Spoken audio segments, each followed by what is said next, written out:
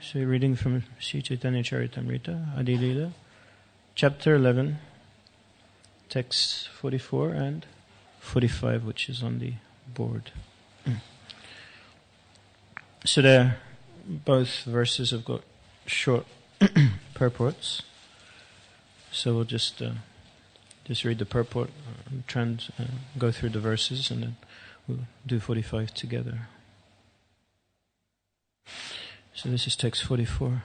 Nityananda Bhritya Paramando Pathaya Shri Jiva Pandita Nityananda Gunagaya.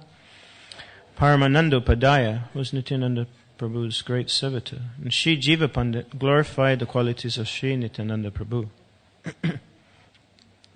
Shri Paramananda Padaya was an advanced devotee. His name is mentioned in Shri Chaitanya Bhagavat, where Shri Jiva Pandit is also mentioned as the second son of Ratnakarbha Acharya and the childhood friend of Hadhai Ojha, the father of Nityananda Prabhu. In the Gaura Ganadesha Dipika, verse 169, it is said that Shri Jiva Pandit was formerly the gopi named Indira. In text 45. Vasati, residence. Translation. The 31st devotee of Lord Nityananda Prabhu was Paramananda Gupta, who was greatly devoted to Lord Krishna and highly advanced in spiritual consciousness. Formerly, Nityananda Prabhu also resided at his house for some time. Paramananda Gupta composed a prayer to Lord Krishna, known as Krishna Sutabali. In the Gaura Ganadesha Dipika, verse 194, it is stated that he was formerly the gopi named Manju Medha. Paramananda Padaya was Nityananda Prabhu's great servitor. Shri Jiva Pandit glorified the qualities of Shri Nityananda Prabhu. The 31st devotee of Lord Nityananda Prabhu was Paramananda Gupta, who was greatly devoted to Lord Krishna and highly advanced in spiritual consciousness. Formerly, Nityananda Prabhu also resided at his house for some time. Om Jnana-timirandasya Jnananjana Shalakya Jakshamantam Yena Tasmai Shri Gurave Namaha Vanchakalpa Tarubhyascha Kripa Sindhubhya Evacha Patitanam Pavanebhyo Vaishnavebhyo Namo Namaha. Jai Shri Krishna Chaitanya Prabhu Nityananda Shri Advaita Gadadharasya Sadi Gaura Bhaktivinda. Hare Krishna Krishna Krishna Hare Hare Hare Rama Rama Rama Hare Hare. So there's always a good fortune to be here amongst all of you wonderful souls at Bhaktivedanta Manor. We don't get much opportunity to do a jailbreak from central London, but every once in a while we slot up the pious credits so that we can come back into Vaikuntha. So with your blessings we can speak something. Purport's a little short, always harder when the purports are short, because normally we are reliant on Srila Prabhupada to open up a nice angle for us to discuss. Always when we're discussing something, then we're always discussing something from the angle of the acharyas. So I was meditating a little bit on what we could discuss here. And so I was thinking that most of us in Krishna consciousness, we're always reliant on situation before we can actually practice our Krishna consciousness. So if the situation is right, then something will happen. So just like in any relationship, if the situation is perfect, then activity will follow. So then, just in the presence of those of us in different ashrams, then we'll just pick the ashram which is the most complicated, which is the ashram called the Grihastha ashram. So then, next month, we'll have the magical date, 14th of February, right? That's that magical date that the ladies are waiting for the guy to get it together at least once a year. And in that time, the guy is just thinking, okay, this is going to be a bit of a trip. Now what do I have to do? Okay, so then let me look it up online and figure out. Okay, so it says, Google Acharya says, this is what you have to buy, this is what you have to get. And you just walk into the shop, look like a complete idiot, and the guys are thinking at the shop, money. Because, when the guy walks in, he hasn't got a clue what he wants to get. Everyone else is thinking, I can just sell him whatever I want, and he'll buy it, because he's got so much pressure on his head just to get that situation right. And why does he want to get that situation right? What's the result of that situation? What does he want to get from that situation? He wants to get some sensual pleasure. Or at least for that one day, not a hard time from his other significant person. And she actually smiles at him. At least if that's good, then everything's going on. So we see in Krishna consciousness, we do that subtly or grossly. If the situation is right, we work so hard for a perfect situation, and when that situation comes, then we'll act. But Krishna consciousness is not dependent on secondary principles. It's not dependent on a situation. Because otherwise, how is it that the residents of Vrindavan, they have left what is considered to be the most perfect situation? They have come with the Supreme Personality Godhead, and they have come in the most, what would be considered the most imperfect situation. Because you have to understand, at that time in India, what was the prevalence? The Moguls were running India at that time. It was not as if it was a free reign of Krishna consciousness and everything was like wonderful and brilliant.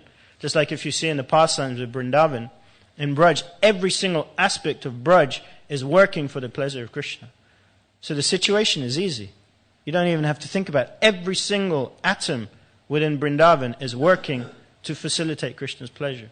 But yet in the material world, everyone is trying to pull those atoms away from Krishna's pleasure. So we see the situation in the material is diametrically opposite to the spiritual.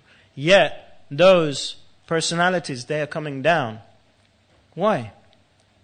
Why are they coming down? Why are they coming with the Supreme Personality of Godhead? There's two reasons. One is that the Supreme Personality of Godhead wants his most closest associates with him.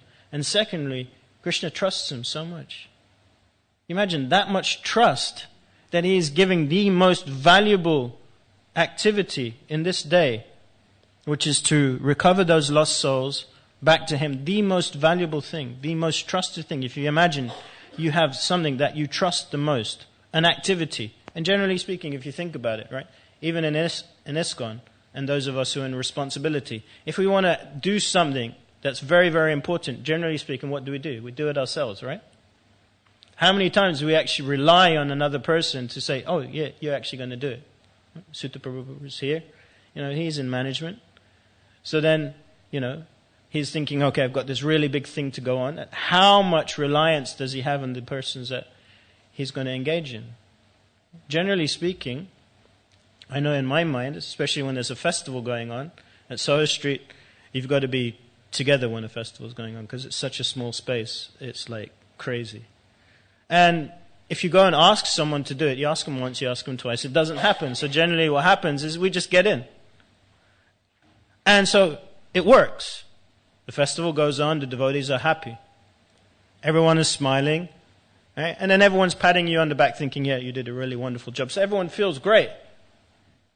Yet, take yourself out of your comfortable situation. You're not in a temple that you know. You're not in an environment that you know. Just like, for example, those of you who go to India, and you go to Mayapur or Vrindavan and Gurpunam and Kartik festivals, you are nobody.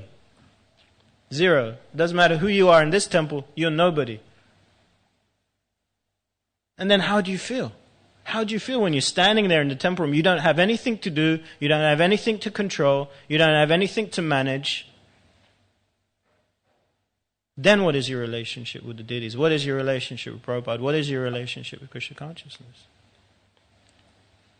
Because we're so situation dependent, we don't even realize it. And it's so subtle that we're looking for secondary enjoyment without understanding the primary relationship. What is that primary relationship? Is that no matter what the situation, how can I please Krishna? So we see here these personalities, just like, for example, we have here in the purport, Paramananda Gupta. He's Manjumeda. So Manjumeda, so just a brief aside. So then, it's described in Shri Radhakrishna Ganadesha Dipika by Rupa Goswami. It's a very nice book. So basically it is the book that shines, it's called Radhakrishna Ganadesha Dipika, just like we have Gaura Ganadesha Dipika by Kavi Karnapur. Of course, most of us know. All of you know who Kavi Karnapur is? I'm sure you all know. He's one of the sons of Shivananda Sen. And Shivananda Sen is also famous because those of us who are attached to dogs, then we use Shivananda Sen's story. Shivananda Sen's dog. So yes, I can also have a dog. So when Kavi Karnapur was born, when he saw Mahaprabhu, then he crawled up to Mahaprabhu and he sucked his toe. And then as he grew up, then the devotees, they asked him to compose a verse. And he composed a beautiful verse. And therefore then Sarup Damodar, he gave him the name Kavi Karnapu. Kavi means poet. And so then he writes this Gaura Ganadesha Dipika, which is basically all of the personalities in Gaura Lila, who they are in Krishna Lila. It's very nice. Have an opportunity, it's available. So then also Rupa Goswami, he writes Radha Krishna Ganadesha Dipika, which means those personalities who are there in Gaura Lila, who are they in the original Lila? So it's shining the light on Radha Krishna's associates. So in there it's describing the different gopis. So different acharyas split them differently. Some split them primarily in three. So then you have Krishna's equals, and then Krishna's maidservants, and then the gopi messengers. And then of Krishna's equals, then there's Varista and Vara. So Varista are the topmost. So those Varista, then we have the Ashtashakis. And so of those Ashtashakis, one of those Ashtashakis is Tungavidya. So Tungavidya, she's the one, if you see, I'm not sure if she's in Mayapur, but if you see the depictions of the pastimes, Tungavidya is the one who's playing the veena. Because she's expert in music. She's also expert in all of the shastras. Completely full in knowledge of every single science that there is. So in her camp, in her yuddha, so then the camps are then split out. Then her chief maidservant is Manjumeda. So here we have Brahmananda Gupta. So this is that personality who's come down. So you imagine how close they are. And Tungavidya, what's her main service? She's very good in diplomacy. She's expert in diplomacy. So what she does is she negotiates the meetings between Radha and Krishna. So she's working it all out. So you have to also understand, in Leela, they're also married. So we see their situation isn't exactly ideal, right? What would be the ideal situation? That it's just me and Krishna, right? Why did I have to deal with a husband? Why did I have to deal with a house? Why did I have to deal with all of this jazz, right? I just want me and Krishna. Just simple. Then I don't have to deal with anything else. No. In Leela, the complicated situation is the one that actually brings out the most taste. If you see it in every single pastime, the most complicated the situation, the more intense the taste, the intense the sweetness. Which is why we see then in Bhagavatam, you're not going to get more complicated situations in Bhagavatam. You think your life is a mess? Compare yourself to these personalities in Bhagavatam. You think you've got a hard time? Compare yourself to those persons in Bhagavatam. Your problems are not even a drop in the ocean compared to the problems of these personalities in Bhagavatam. Just like, for example, if you read the story of Ajamya. Ajamya means, his name means that which will never be repeated. It means his story is so unique, it will never happen again. So you can't get more wild a life than Ajamya. And it was so crazy that not even the Yamadutas could figure out what was going on. I said, how is it that this guy, right? And then we see in Gaura Lila, we see the most intense manifestation, even greater than Ajamya, we see Jagai Madai, where we see also it's described that Chitragupta, who's the accountant of Yamaraj, he'd run out of space in his ledger to write down what these guys had done. He'd run, imagine if you run out of space to write down the bad stuff that this, so we can't get crazier than that. We can try. We may think, we're so fallen, we're so this, no. So these personalities, they're coming down. Why are they coming down? And then what are they doing? They're establishing such a wonderful situation that at every moment, the Supreme Personality of Godhead is always thinking, how can I provide a better situation for them?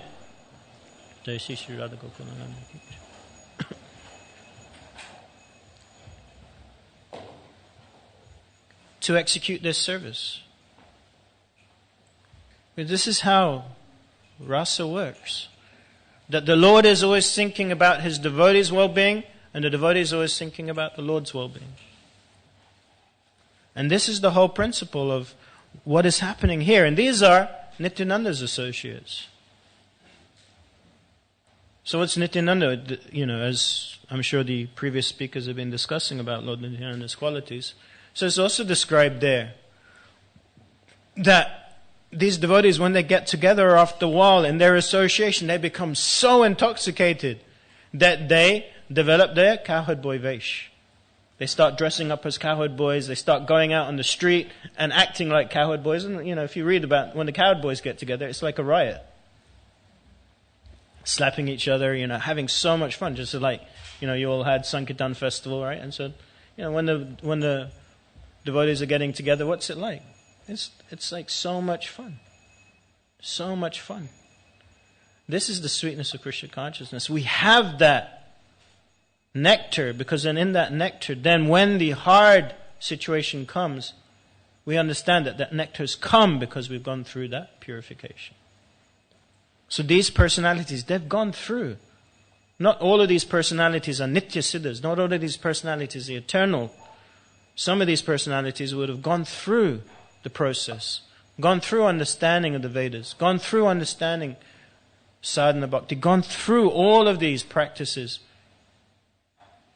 but primarily focusing on the main point, which is Krishna's always got to be in the center. So when we see a situation, how do we filter it in our mind? Just like, for example, if tomorrow Nityananda Prabhu is going to come to your house, those of you who have houses, or Nityananda Prabhu is going to have a tour around the ashram, for those of you who live in the ashram, what's it going to be like? Can you say for sure your situation is the best to welcome the Lord? And even if your external situation is the best to welcome the Lord, how about your internal situation? What's your internal situation? It's called the heart. Is your internal situation ready to welcome the Lord? Externally, you may create so many nice things. Just like the other day, there was a gap in the schedule, so generally speaking, we don't get much opportunity to dress Giriraj at Soho Street, because his service is quite well sought after by many devotees. And also you have to be quite expert at painting, which I don't have that skill for sure. So somehow there was a gap in the service and we were dressing Giriraj. So then we were looking at pictures of what previous devotees had done, and we were thinking, oh, this is nice, this is nice. And we were just meditating. But we were meditating on the result. That, if I did it like this, then, someone will say, oh, Prabhu, you dressed nicely today. That's what we're waiting for, right? Whenever we do any aspect of service, we're waiting for someone, just subtly we're waiting for, oh, Prabhu, you led a really nice kirtan this morning. It's really sweet. And you're like, oh yeah, finally. Finally someone realized, Everyone else is getting on my case all the time, but yet someone. Okay, so there's hope for me. Yeah. So we were sitting there, we were doing the puja, and then we were thinking, okay, so, turbans, because normally when we dress Gaura at Soho Street, then it's easier. Turbans, you got it down, it's not a problem. So in the Giriraj, it's easier, right? Because he's got his, there at Soho Street, they have the already a mold which goes on, and then you wrap the cloth around, so no problem. So one time did it, sat down, wasn't working. Of course, with Giriraj, the more added complication is you can't touch him with your left hand, because you can't hold shaligram with your left hand. So when he's down and you've got to dress him, then you've got to calculate how you're going to work everything out so that you're left-handed. So you've got to concentrate, you've got to focus. So then I'm figuring it out, trying to do the whole thing, trying to do the turban, and then once, okay, twice, okay, third time it's not working, and then by that time I'm not focusing on Krishna. I'm focusing on the result. And then I'm so attached to the result, I just completely lose consciousness, completely lose focus. And then all of a sudden I realized that, hang on a minute, why am I trying to get the result? Am I trying to get this result for Krishna's pleasure? Or am I trying to enjoy in that situation for my pleasure? So then I just put everything down, ran upstairs, got the crown, put the crown on. Haribol. This is Krishna consciousness. Krishna consciousness is at every moment, at every step, we're looking at our situation and we're seeing how is this situation for Krishna's pleasure. Because if we're in the situation for our pleasure, we're missing the relationship. And if we're missing the relationship, the Supreme Personality of God, it isn't going to be coming to our house. You have to understand that here, these persons, they have it's described here, Prabhupada mentions in these personalities are mentioned in Chaitanya Bhagavat. It's one line. I had a look at Chaitanya Bhagavat, which is also a very nice book. So many books to read, right? In Krishna consciousness is where you start. Fortunately, when we were younger, we were a little bit more enthusiastic for reading, which was good, so we got the opportunity to read quite a lot of books. And Chaitanya Bhagavat is also very sweet. Because there it's describing the Lord's pastimes in much more detail, specifically his earlier pastimes. Very, very sweet. By Vrindavan Das Thakur. So, there, just very briefly, the lines described, these personalities are greatly devoted to Krishna. So what does it mean, greatly devoted to Krishna? What does that mean? Greatly devoted to Krishna.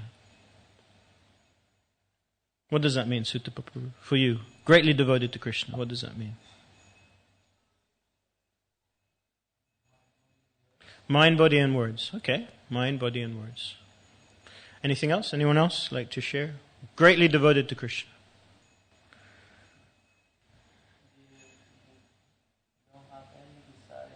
No desire. Material gratification. How about spiritual gratification? No desire for spiritual gratification.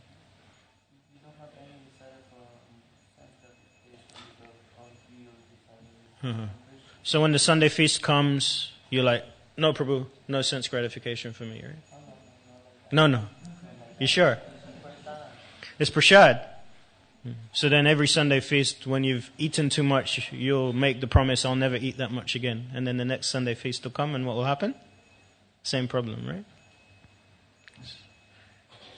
So as Sutta Prabhu is saying, it's greatly devoted to Krishna isn't really about your activity. Greatly devoted to Krishna is about your consciousness. It's nothing to do with your activity.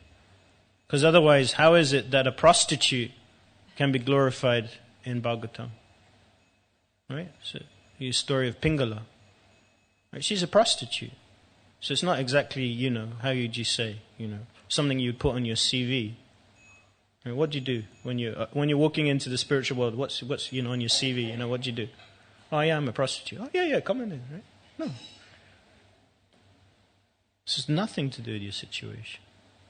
Situation, Krishna couldn't care less about your situation. Most of the time we're in our situation because of our attachments. 9 times out of 10. We're in our situation because of our attachments. We're attached to a particular situation, therefore we'll try and move everything around for that situation to be prevalent. Just like we travel a lot for work. So last week we were in Prague. So it seems that the weather from Prague has come over to here, because just as we left Prague it was snowing, so then somehow or other the snow has come. So in there, you're sleeping in a hotel, right? So generally speaking, for me, when you're staying in hotels, it's a trip. You can never have a good night's sleep, because it's not your environment. It's not your bed. It's not your comfortable situation. Just like when you go on holiday, even if you're going into the Dham, right? Oh, it's so wonderful being in the Dham, right, Jaipur? So wonderful being in the Dham. So purifying. And then when you come home, oh, I'm home. Oh, my room. Oh, my bed. Oh, such nectar. Now I can sleep. Oh, Krishna, thank you so much. So attached to our situation. Subtly or grossly, we are so attached to our situation. That is what stops us from actually connecting. That's why these personalities are defined as great. Why? Because they are the personalities that weren't attached to their situation. They are the personalities that when Krishna played his flute, they dropped everything. They didn't care about their situation. They didn't care about their child. They didn't care about their husband. They didn't care if they were dressed properly. It's described there. Very beautiful, how it's described that when Krishna played his flute and the gopis put themselves together, it was almost as if a child was dressing them. Because makeup's here, dresses like this, the whole thing is going on. They didn't care about the externals. They didn't care about anything other than the Supreme Personality of God. And if He's calling me, then I'll go. So Nityananda Mahasaya is calling His most intimate servants to come down to the material world and to not be in positions of greatness, not to be in positions of glorification, but to do the hard work. Because actually Nityananda's associates, they are the ones that went out to preach. All of these far-flung places, taking on such hardship, such difficulties, all for Nityananda's pleasure. And because they knew that they were pleasing Nityananda, and Nityananda's focus is always to establish, because he is the Lord's sitting place. He is that Sandhini Shakti, which means that support. Right? He's Anantashesha, which means that he's supporting everything. So what is he doing? He's creating the situation to support the Lord's preaching. So he's not looking at the external, he's always looking at the internal. So therefore, when we're practicing Krishna consciousness, we look at our internal consciousness first. What's our internal mood? How can we adjust our internal mood to such a degree that it doesn't matter what's going to happen tomorrow in our external situation? Just like, the kids will wake up, they'll look out of the door, and they'll see all the snow, and they'll think, oh, such wonderful nectar. And the adults will wake up and think, oh, how am I going to get the car out? How am I going to do this and that? We think, completely different degrees of vision. Depending on what? Depending on your identity. Depending on your identity. So these personalities, what is their identity? It has been defined by who? By these great personalities. Not because of their situation, but because of their attitude, because of their consciousness. They are defined as the great devotees. And it's not as if they've got pages and pages and pages written about them. It's just one line. When Nityananda Prabhu stayed at his house, I looked in the folio, I looked around, I had a proper search about these personalities. The only gopi that I could find is Manjameda. Even Indira Gopi, she's not really listed in many places. But you have to understand there are a lot of gopis there. A lot. Just those who are listed, there's so many. And what is our position? Our position is not even that high. Our position is that we're the servant of the servant. Yet here in the material world, what we're trying to do, even in Krishna consciousness, what we're trying to do, we're trying to enjoy the secondary situation. So the Supreme Personality of Godhead, He is providing us such nice secondary situations here. So we're just trying to enjoy them. Just like, for example, Sankirtan Festival, just I came back from Prague, and, there was somehow or other we got one of those magic sweets. Really nice sweets, actually. I wanted to find out who made them. With I'm not sure if it's white chocolate. Of course, we shouldn't say that word. Imitation carob.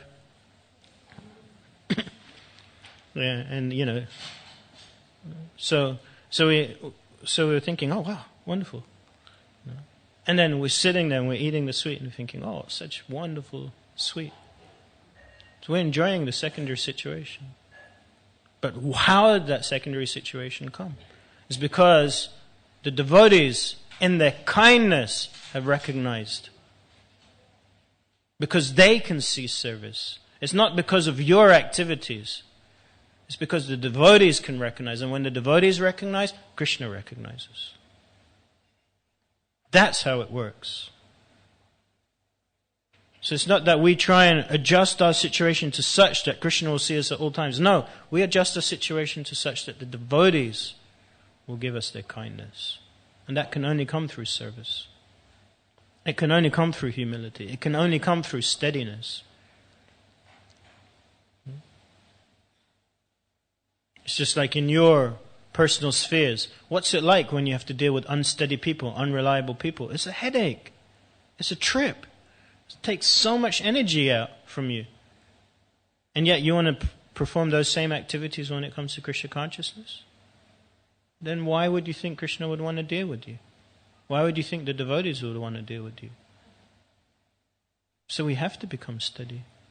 And steadiness can only come through purifying our anarthas. Right? After anartha nivriti, then you become nishta. So nishta only comes when anarthas have come out. And how do anarthas come out? Through sadhusanga. So this is our lineage, right? Just like you have these programs, right, on TV. Who do you think you are? Right? And then these great, wonderful personalities, they dig into their, genealogy, and then they, generally speaking, every single time the program, the reason why it sells is because they find out that one relative of theirs many, many years ago was some crazy person. And then they, then the film cameras are watching their reaction thinking, oh my God, I'm related to that. I'm associated with that. That is the problem with material identity. With material identity, when you connect yourself to the material world, you don't have any good qualities. You don't have anything good to shout about. This is our genealogy. This is our family tree.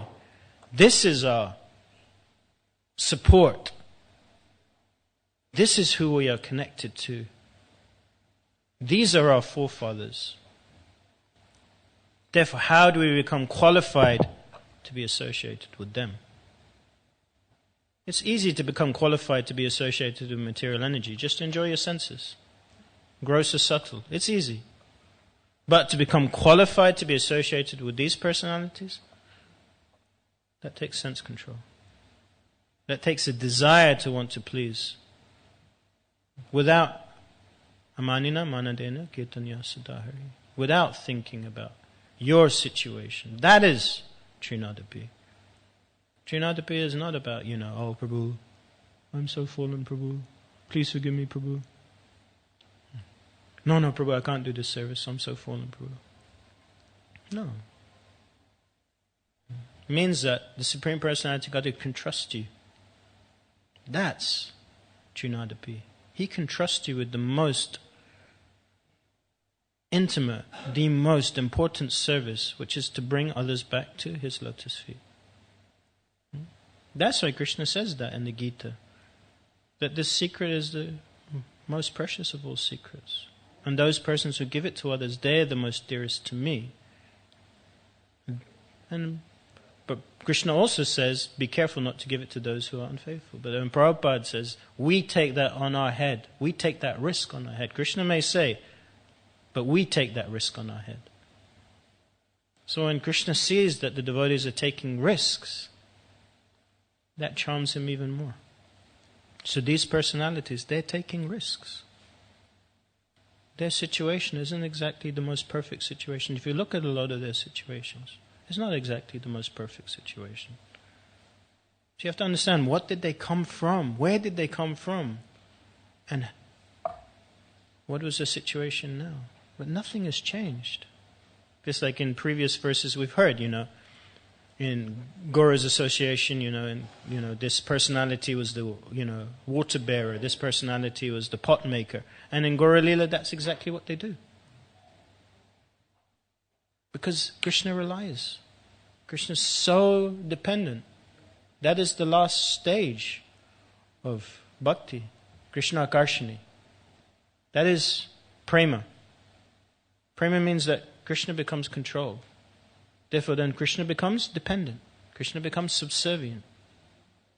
So if you want to control, right, every time in Krishna consciousness, Satya grossly, we're trying to control our situation. But if you really want to control, You have to give up your desire to control.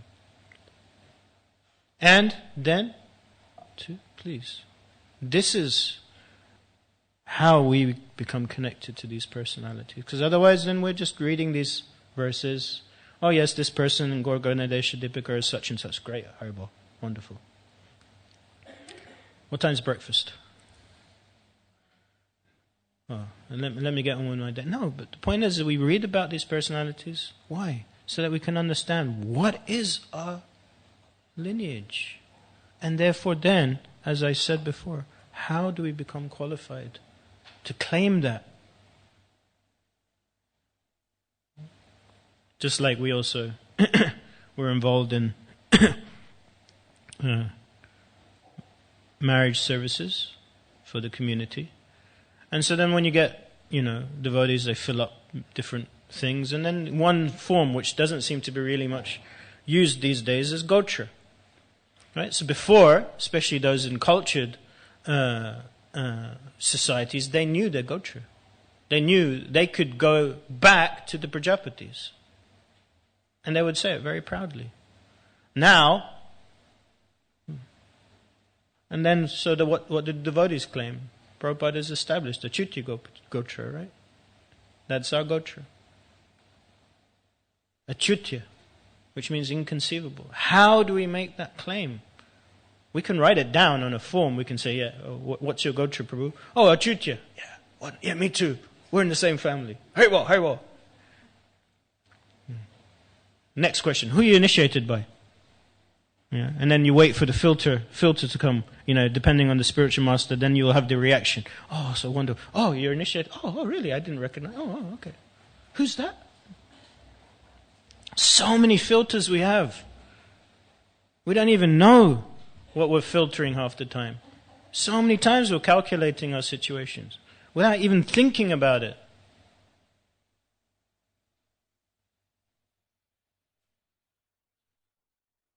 It doesn't matter. The point is that the focused person, the conscious person, they see service no matter where it is. Because they're eager to take the association. Why? Because then these personalities remind them of these personalities. Because the International Society for Krishna Consciousness is the branch of the Chaitanya tree. And all the branches are connected to the trunk. And the two main trunks are Nityananda Prabhu and Advaita Acharya. So everything is connected back. We just have to have the consciousness and the focus to know how to connect it back. That means every situation, every moment, at every second, how are we consciously thinking about how this activity is pleasing the Supreme Personality of Godhead? How is He in the center? Because otherwise we are always going to be subtly, grossly attached to secondary results.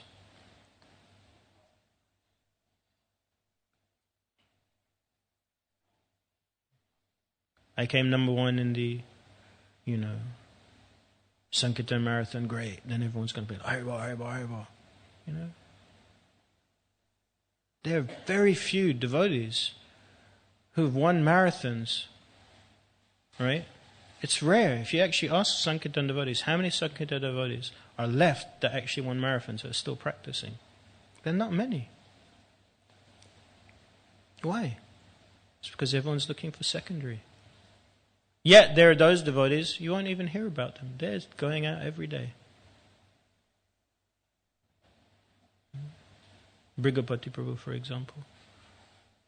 I'm not sure even how old he is now. He's not young. He's been doing book distribution. One of the few, you probably could count them on your hand, those devotees their service was book distribution, and their service still today is book distribution. Because they're not looking for secondary.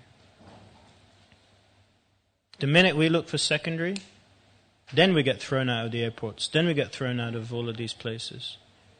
Then we have to think about starting to sell records, or we start thinking about all of these things, Because we're always thinking about the secondary, right? So in any service, if there is a block to our service, it's nothing to do with the service itself. It's to do with our attitude to that service. Because why would Krishna stop service? Krishna wants us to serve. The devotees want us to serve. So if there's a block, it's our attitude. Or it's what we're trying to get out of that situation, whether we like it or not. So these personalities, these wonderful devotees that we're reading about, they're the ones that enable us, that give us the understanding of what is the qualification one needs, and therefore what is the endeavor one has to make. What is the yajna one has to take, depending on one's attachment. Therefore then we have the secondary aspects of Varnashram Dharma. All of these aspects are there to support the yajna. So this, whatever ashram you're in, that is your ashram. Then what is your yajna in that ashram? And Krishna gives that clearly in the Gita. For the brahmacharis it's this, for the grihastas it's this. For the grihastas it's, sacrificing your senses into the fire of the senses. Many times I asked the grihastas, do you know what that means? Sacrifice your senses into the fire of the senses. Does anyone know what that means? If you think about it, read it. How many times you read that verse? What does that mean? Sacrifice your senses into the fire of the senses. Pandit? No? What does it mean?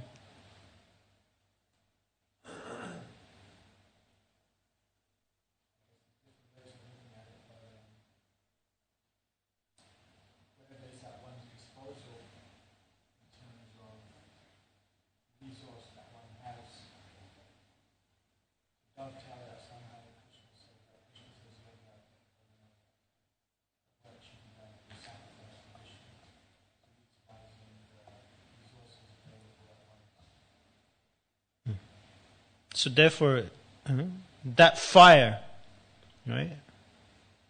Samsara dhava, nadanita loka. Fire of samsara.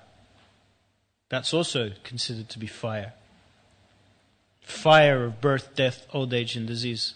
So in the Grihastha ashram, you're faced with that more than in any other ashram.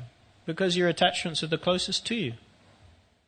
You're sacrificing that fire back into the fire of the senses, which means you're giving up your desire to try and enjoy. And you're transforming that, putting Krishna into the center. That is yajna. Otherwise, what are we doing? We create our nice house, or we create our nice situation, and we sacrifice everything for the fire of our sense gratification. Our sense gratification, as opposed to Krishna's sense gratification. Just like His Holiness Bhakti Vishwambara Madhava Maharaj was telling me one time, he was on Govardhan Parikram. And he was walking past on Brajbasi's house. He'd been living in Govardhan for many, many years. And he saw Brajbasi's son, just born. And he said, Maharaj asked the father, "Oh, this is your son?" And he said, "No, this is not my son. This is the servant of Giriraj." That is consciousness.